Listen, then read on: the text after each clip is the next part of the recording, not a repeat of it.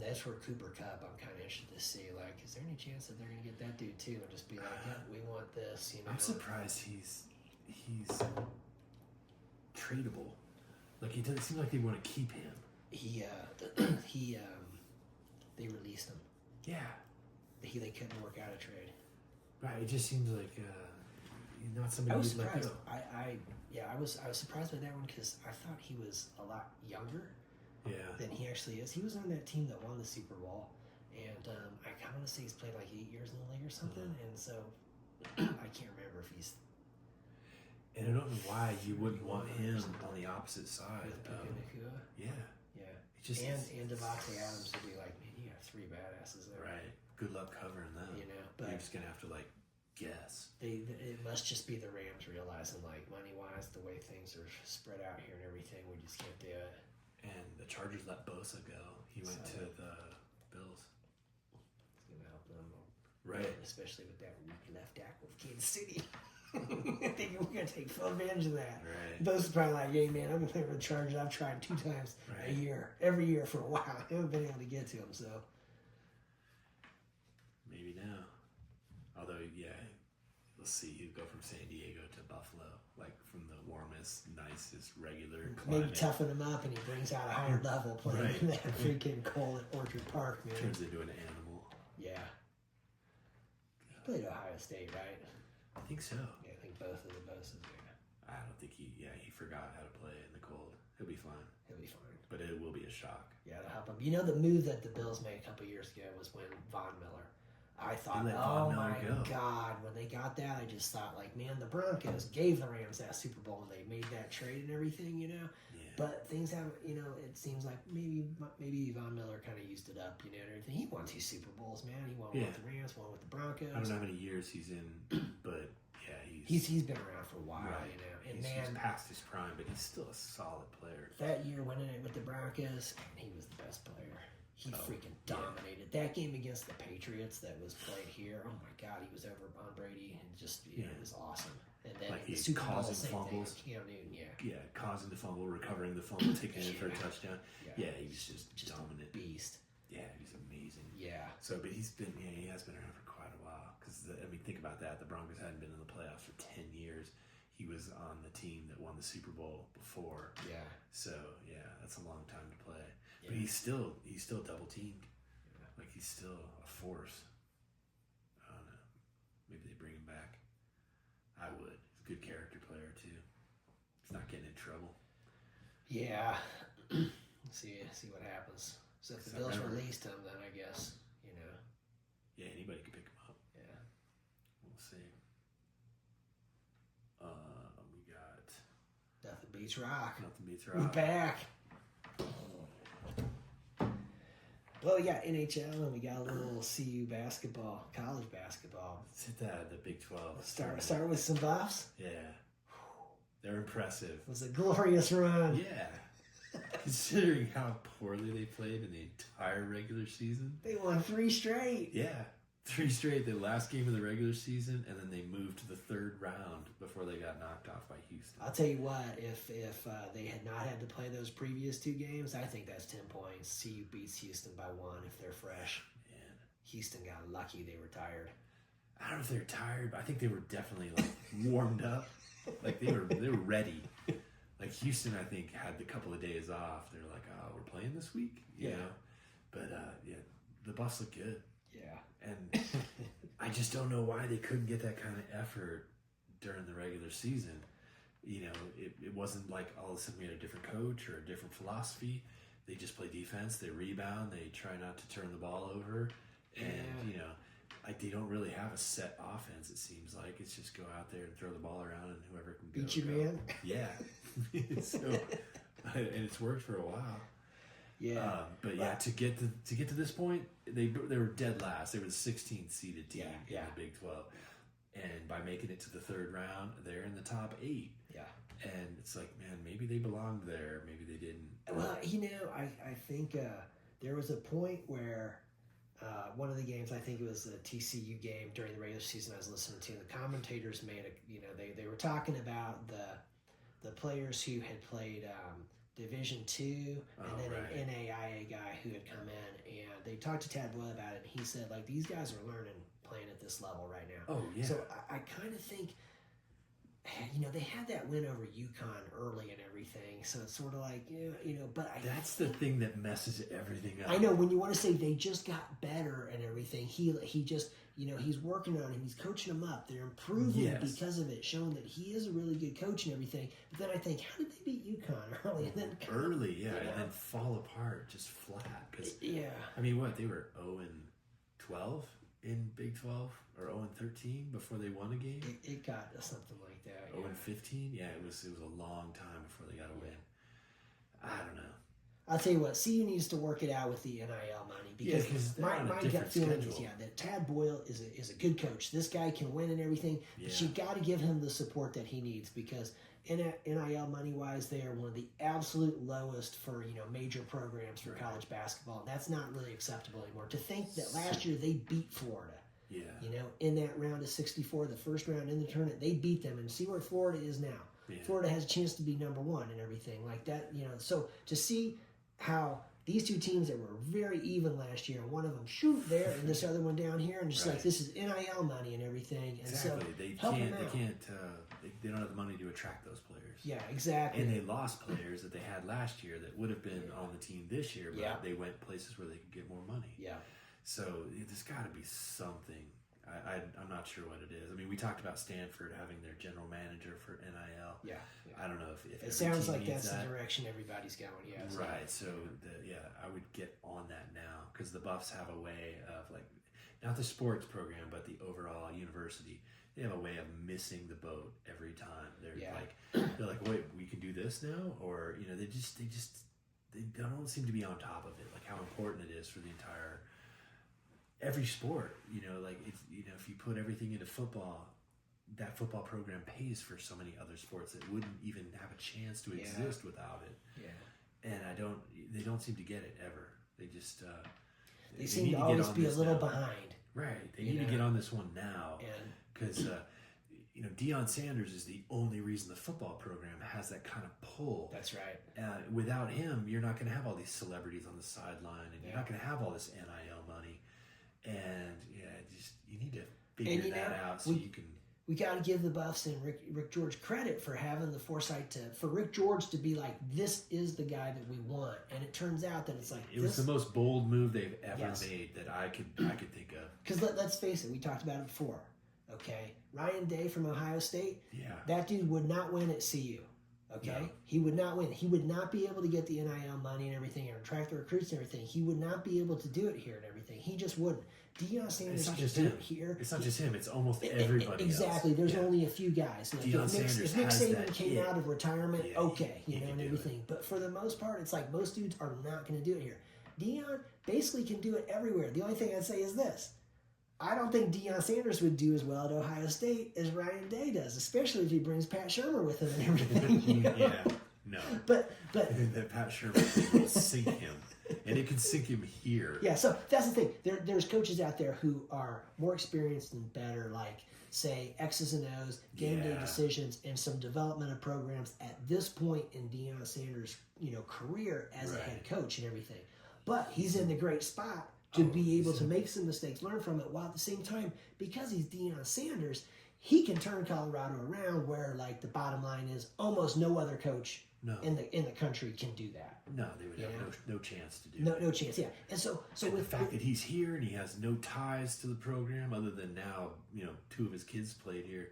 Like, he does have ties. He's played he's coached for 2 years. To win a national championship here, just to be like, first things first. Let's, like, win the conference and get into that 12-team playoff or 16-team playoff when they fix that. Yeah. But he's been here, just a short time, but enough time to, like, have some roots and, like, enough to stick around. So his biggest problem, he's got to get rid of Pat Shurmur. Or Pat Shurmur. Marshall Faulk. Yeah. Marshall Faulk's going to sniff it out, man. Somebody has to. If that run game is still what we've seen and they can't protect the quarterback, I think Marshall Faulk's going to be like, hey. Yeah. Because, they've got two good prospects at quarterback, but they're not Shedeur Sanders. That kid's special. Yeah. So special. What we saw him put up with. I mean, I told you, went to that Baylor game last year, and it was shocking to see how bad the offensive line was. I mean, God, the ball snapped, and there's three dudes immediately in the backfield. I know. It's like, I don't get it. I really don't. Yeah. Like, it's not like we have high school guys playing offensive line. They're highly recruited. Yeah. We got Andre Garode coming back in there and be like, hey, man, let's another guy who's no nonsense. And when in doubt, you can always go talk to Gary Barnett. Yeah, go upstairs. He's up there in every game. Games, man. Every game. He's all over it. So, I don't understand Pat Shermer. Like, he's not been successful anywhere. Maybe the third year's a charm. Maybe. We'll see.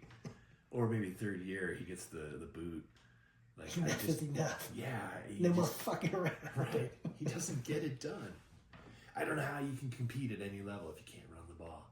Because you can't protect the quarterback, you can't run the ball. You're just going to get the kid killed.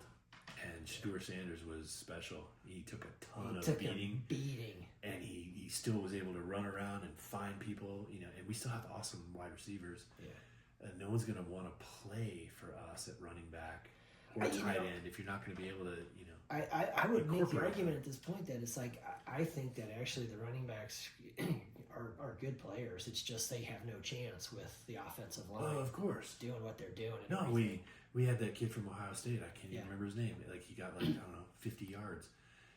It's like, he's not going to stay. Yeah. We definitely have to. Yeah, the football program has completely different problems than basketball. Exactly. The football program has the NIL money and everything. Yeah. They're going the right direction. We need to get that going with some of the basketball program. Yeah, I don't know if there's a sharing thing or whatever it is, but the basketball program definitely. They got to get on and figure it out. The basketball program has what they need. They don't have the money to get the right players, and in the Big 12, they were scraping the bottom all year long. Yeah. And then all of a sudden, the tournament, they win 2 games, they go to the third round. They pretty much crushed West Virginia's hopes to go to the NCAA tournament because they're a bubble team. They're an at-large. That's a loss you don't want on your resume. Right. So bad losses, Colorado. Right. And so they had all the motivation to go out there and play well, and the Buffs still took it to them in the second half. And they took it to TCU. They were up by altitude training paid off. Maybe. They were up by 14 points, I think, in the second half against TCU, and TCU whittled it down to 2 points. Oh my God, I know when I said that. So the Buffs, they have the coaching, they have, they just need players. They need players. And maybe, we've talked about it before, the kind of players they're going for, they can develop them where some other programs can't. So maybe we'll see what happens, because I don't think any of these guys are going to jump ship to another program and get more money. Right. Maybe a couple or 1 or 2. But, if they can get some more money, they can definitely be more competitive. Yeah, they need to get that on a even playing field for being in the Big 12 to just say, hey, man, you need to have this program. Hey, figure out how to get this done. You need NIL money to support Tad Boyle and everything. That's the difference right now. Yeah. So hopefully somebody's listening. Yeah. All right, so we got NHL. Yeah, we got a little hockey going. There's a lot going on. We got Alexander Ovechkin 9 goals away from taking the record. That's right. They're playing tonight. They play tonight against the Kings. The Kings tonight, yeah. He's got 17 games left. Yeah, 17 games to get 9 goals. That's completely doable because he seems to get 2 or 3 at a time. Yeah, and he doesn't get anything for a little bit. Yeah. So it could be close, but man, it's definitely within reach, the regular season. The Caps are looking strong. They're very good. I mean, if they're not in first, they're tied or really close with we the said Jets. they're tied with the Jets, but they have a game in hand. But they have a game in hand, so they should be the number 1 team. I'm not sure if the Jets are playing tonight, but it could be one where if they beat the Kings and tonight. The Jets are loaded too. They're so good. Yeah, the Jets are good.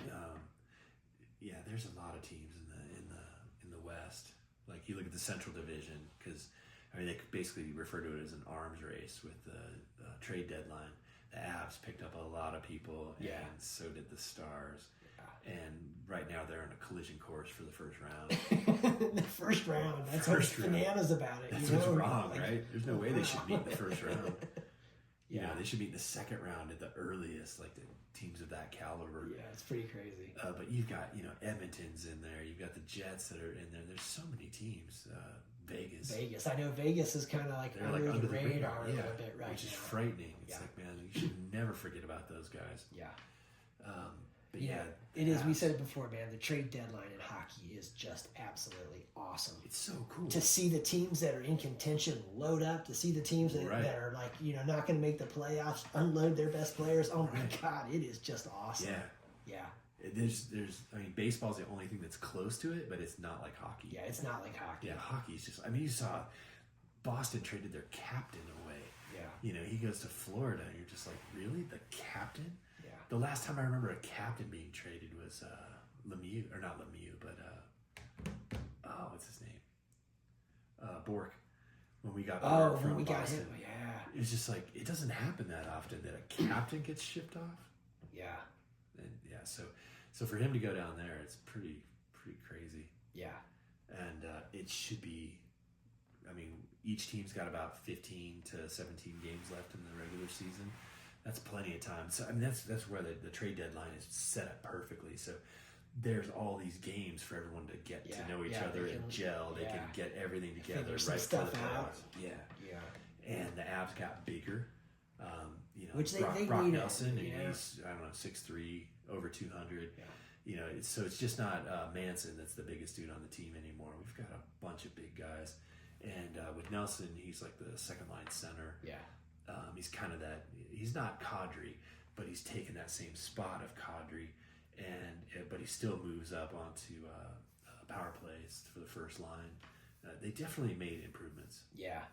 They've looked good. When they let go of or when they traded Mikko Rantanen, I was like, man, they gave up. Like we're looking to next year. Right.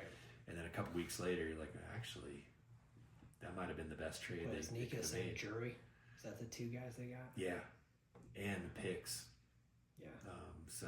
Natchez, that guy's really fun to watch. He's super quick. Yeah. And it's like he's been here all season. Like he just instantly bonded with that first line. And I mean, come on, Nathan McKinnon. I mean, if he's not the best player in the world, he's the second best, and that's only to McDavid. Yeah. Pretty special player. He got 1,000 points for his career the other night. Yeah. He's only like the 100th player in history to do it. Yeah, McKinnon is a beast. He's amazing. Yeah.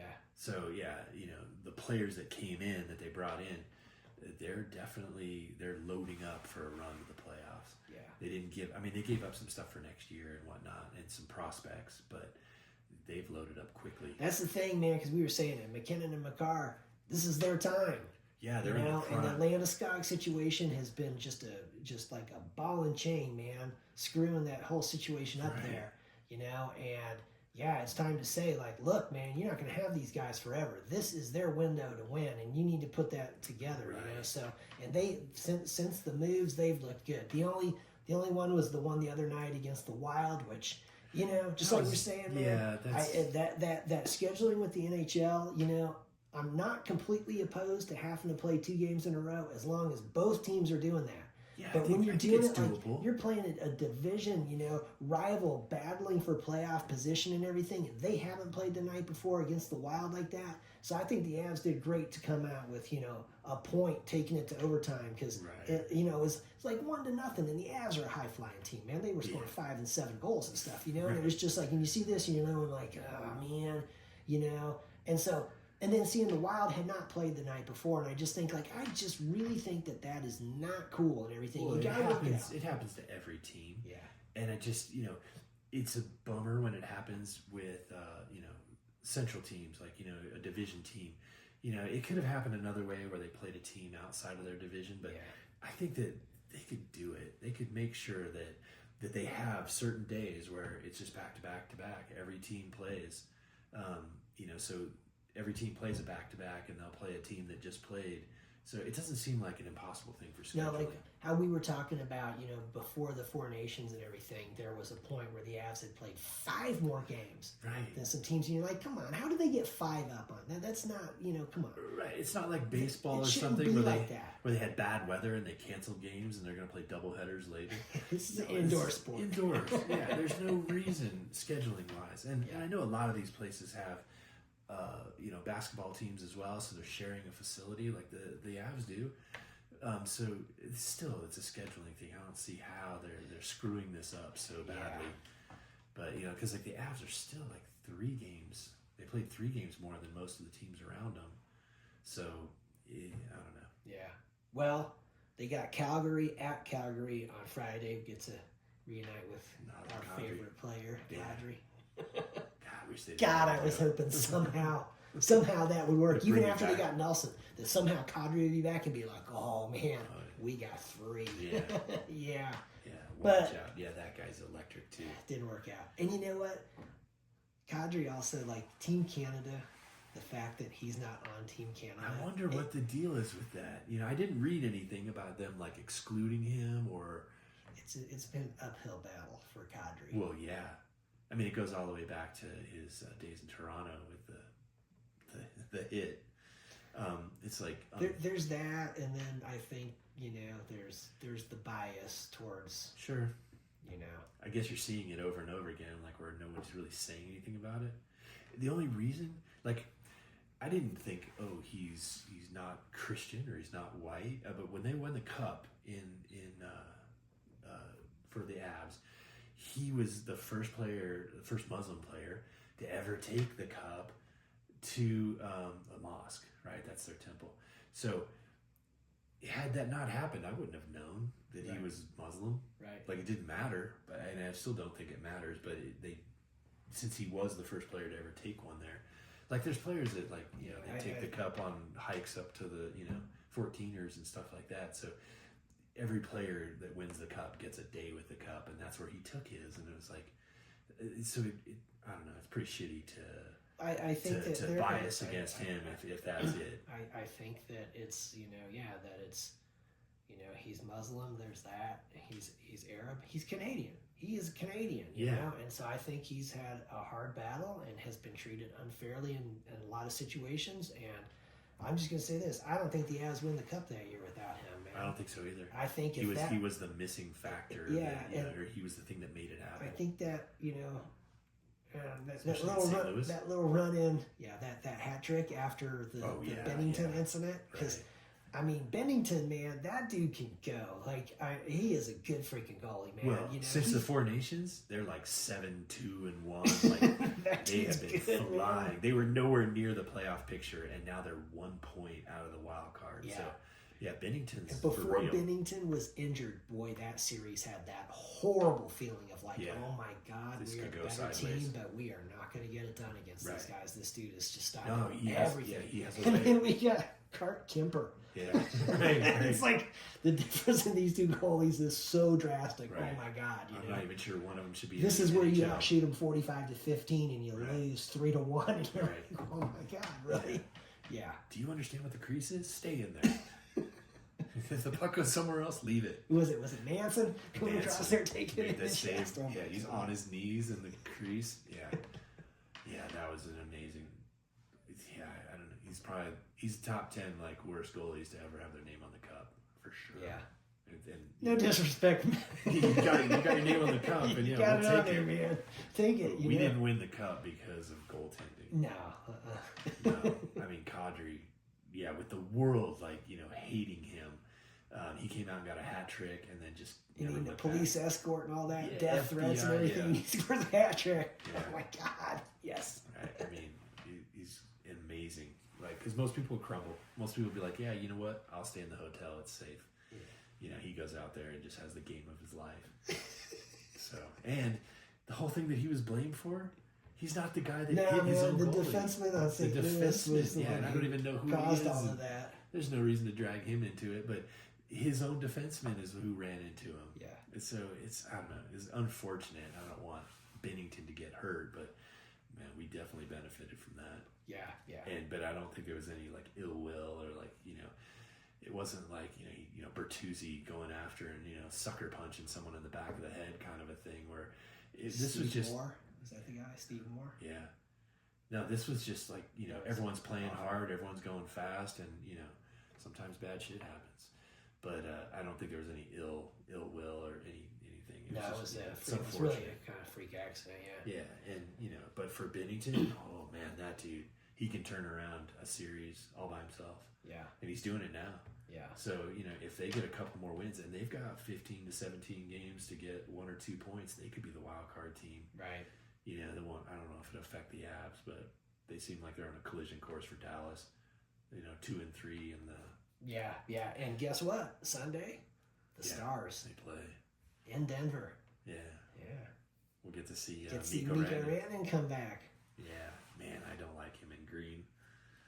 Yeah, we'll see how it goes. I know the Stars and Panthers have moved up to the favorites spots right now. Yeah, with their acquisitions. Yeah. I think it was those were the... And the Panthers, I don't know if they'll get back Kachuk. That's kind of a weird one. Yeah. Hockey's weird about injuries, Yeah. It's an upper body or a lower body. Yeah. That's all they'll tell you. Yeah. They won't tell you how long. You just, no idea. So if they get Kachuk back before the playoffs start and they've got Marchand, man. That'll help. That'll definitely help. It'll help. The only thing that's like, it doesn't mesh with those two is one's an American and one's Canadian. Actually, no, that's wrong. Yeah, no, that's right. That's right.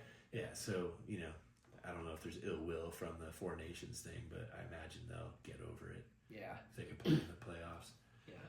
But yeah. If Bob is back there playing the way he plays, then they'll be in a good spot. Yeah, like Vasilevsky, there's some guys there that are just like almost unbeatable. Yeah. So yeah, he's the key for them too. Yeah. But we'll see. Keep an eye on Ovechkin. Yeah, he's closing in. Literally, we thought there was no one that would ever closing in on Dwayne Jetski. Dwayne Jetski. Whoever that guy is. MAGA Wayne. MAGA Wayne. Yeah, speaking of that, he has done absolutely nothing to fix this problem. Just hoping it goes away, but I don't think the Canadians are going to forget about this. No, not if you're like promoting your country dissolving and becoming a state. The next thing that'll happen is all of a sudden somebody's going to go and take a picture of Wayne Gretzky playing golf. Yeah, with President Trump. Yeah. Wayne Gretzky gets a hole-in-one right. with Trump. Right. Oh my God! He still lost. Canada. Yeah, but he still had to lose because Trump has to win every round. They played 18 holes. Trump shoots 20. Trump 20. He didn't get a perfect score, but it's close. Yeah. Gretzky and Trump both have a hole-in-one on the same day. That's how the Secret Service out there throwing the ball in the cup. Yeah. There it is, sir. It's like Caddyshack. And then next Wednesday, Avs at Toronto. I figured we should mention that one because that was a good game the other night. On Thursday, so yeah. Yeah, they played last week. That was a good game. Yeah, was it 7-4 or something? Yeah, it was pretty close, and then all of a sudden the Avs got the one lead. They got the 5-4, and then they pulled the goalie, and then bam, two empty netters. So it was really a one. It was really a 1-goal game, but it looks better with the 2 empty netters. Yeah, that's a solid team too. Yeah, Toronto's a good team. They always find a way to mess up the playoffs, and who knows if this year will be any different. But like right now, they're very talented, and their goalie. Everyone seems to play the Avs well. Like the Avs, I think they lead the league in hitting the posts and crossbars. So it helps, and then other goalies just seem to have their best game. Right. It's kind of like, if you're the defending Super Bowl champ, you get everyone's best game. Yeah. The Avs aren't the defending, Cup champs, but they still get everyone's best game. It's like I think everybody knows. Yeah, when you're playing the Avs, you're dealing with McKinnon and McCarr. Everybody knows, hey man, these are arguably the best defensemen and everything. Right. And so with McKinnon, everyone's trying. It's a red letter game for everyone else. So they've definitely gotten the best from. And a goalie can, like you said, take over a game. Yeah. Where the defense or the offense isn't really the show. Yeah. But a goalie can do it. So the Avs they look good. Yeah. And Toronto. So if they play next Thursday, that'll be a good game to watch. Yeah. It's Wednesday. Oh, it's Wednesday. Yeah. So it's Friday Calgary, Sunday Stars, Dallas. and then Dallas, and then Wednesday Toronto, and so. That's good. No back-to-backs. Yeah, no back-to-backs in there. It does look like the fact that how we were talking about the Avs had played more games than some other teams. They're going to get a light schedule. Little bit of rest here down, and so Yeah, because they played the other night. They don't play till tomorrow night, so they had another 2 nights off. Yeah. So there is some benefit to that, having all those games early, but it does seem like they could schedule that a little better. Yeah. Yeah, I mean, we're not fans of the 2 nights in a row ever, but if it has to happen, it would just be really preferable if both teams are doing that, not just one of them, so that just for because if you watch the competitive game, balance kind of thing, just like you watch the games and the team that played the night before, they're usually pretty good in the first and second period, and then the third period you can just see a noticeable drop off. Yeah, and it's a bummer because you don't want to lose to a team because we played the night before and they didn't. I think there was one the other night between the Red Wings and the Capitals that I watched, and the Wings had played the night before, and it was just that where it was like, man, they're trying and everything, and they're kind of close, but then as it went on, the Capitals just eventually. The Red Wings did really well for the first period, yeah, and then the second period, I think they held serve, and then they just got blown away in the third. Yeah, and isn't it weird being Avs fans? Where it's kind of like, I can't believe that I'm sitting there actually kind of rooting for the Wings. Feeling sorry.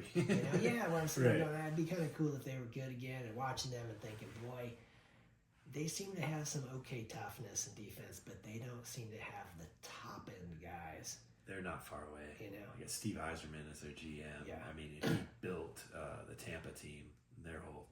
Yeah, he'll do it again. Yeah, they'll get back there. Maybe not as fast as he. And did then we'll be back to hating them. Right. Although they're in the Eastern Conference now, so it's really different, Yeah, it's not the same when they're playing each other all the time. Yeah. So, oh no. Then was there anything else?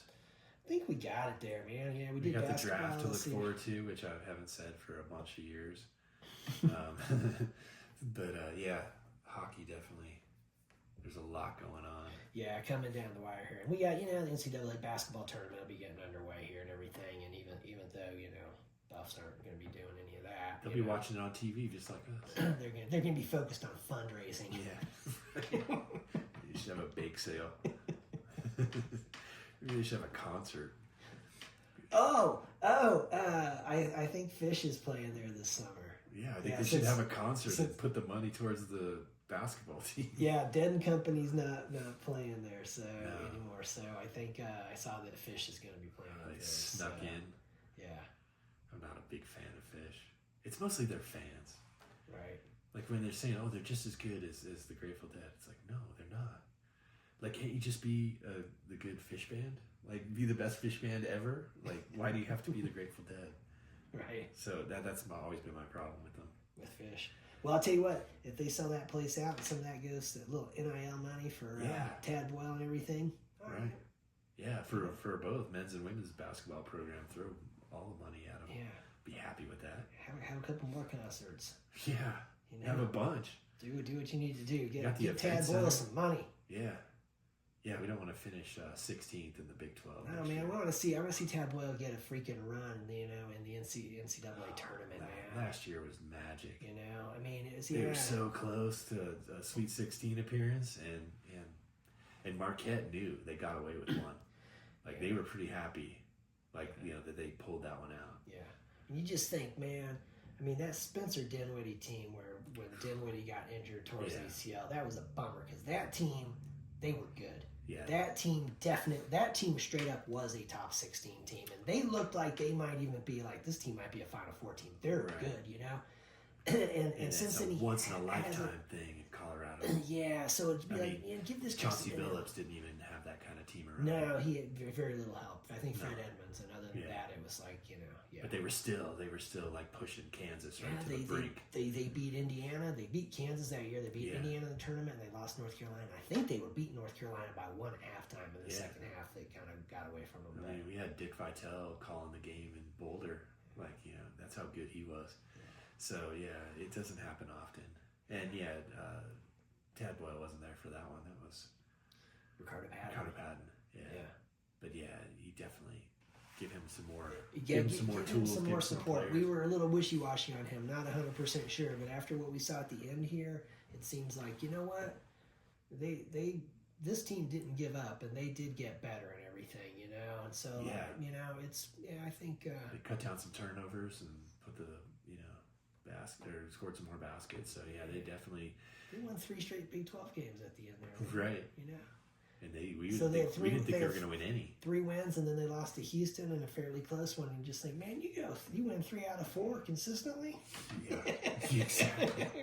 3 out of 4. That's looking pretty good. Yeah. All right, man. Nothing beats rock.